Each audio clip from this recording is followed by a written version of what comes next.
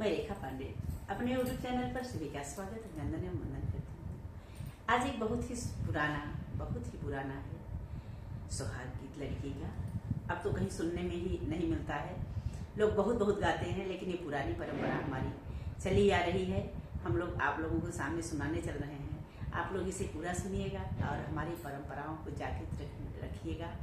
सब लोग सुनिएगा, सीखिएगा और गाइएगा। बहुत ही प्यारा गीत है सुहाग गीत। चलिए सुनाने चलते हैं। ये गीत दोनों चैनलों पर जाएगा। इनका भी चैनल है मेरा गाँव मेरा गीत, और मेरा भी चैनल है प्रयाग लोक गीत। दोनों पर जाएगा। दोनों चैनलों पर अच्छा सपोर्ट दीजिएगा। आप लोग कमेंट बॉक्स में जरूर बताइए कैसा लगा।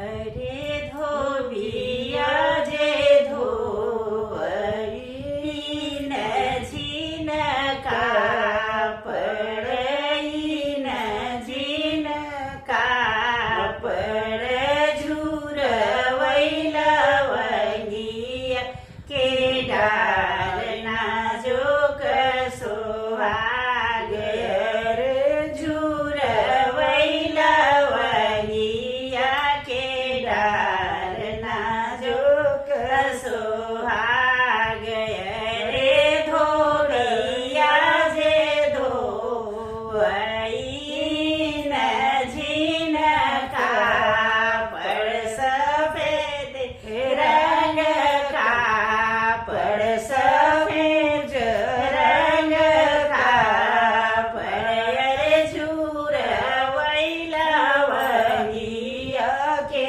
डार नाजुक सोहाग रे झुरवैला वंगिया के डार नाजुक सोहाग रे घोड़वा चढ़ल वहीं दुलहे हो कवने रामा दुलहे हो कवने रामा घोड़वा दिहे नीठ मकाई नाजुक सोहाग रे घोड़वा दिहे नीठ मकाई नाजुक सोहाग रे हम तो से पूछूं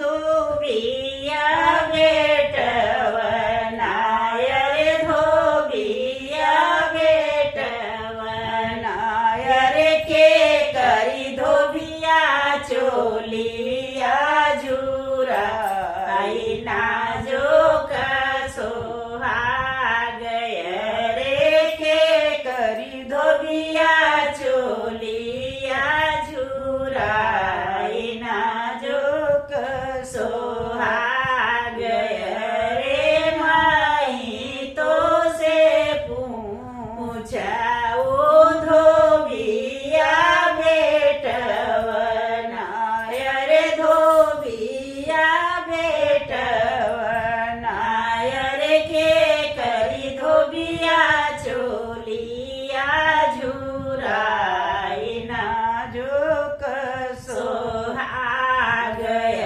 रे के करी धोबिया चोलिया झुराई नाजुक सोहाग रे हमारे कवने राम कहिए कई बिटिया वारुलारी बिटिया बहुत दुलराई तीन बहुत यादराई तीन रे ओ नहीं कचोलिया झुराई नाजुक सोहाग रे ओ नहीं कचोलिया झुराई नाजुक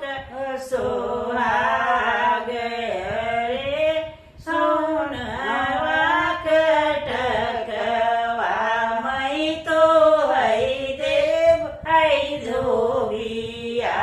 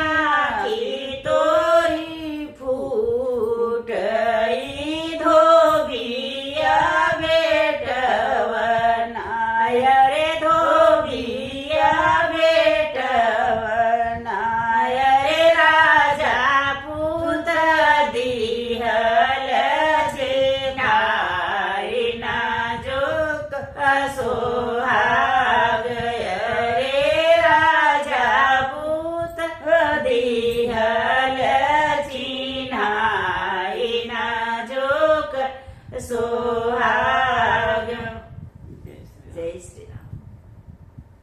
पूरा सुनना चाहिए, आधा दिन सुनी थी।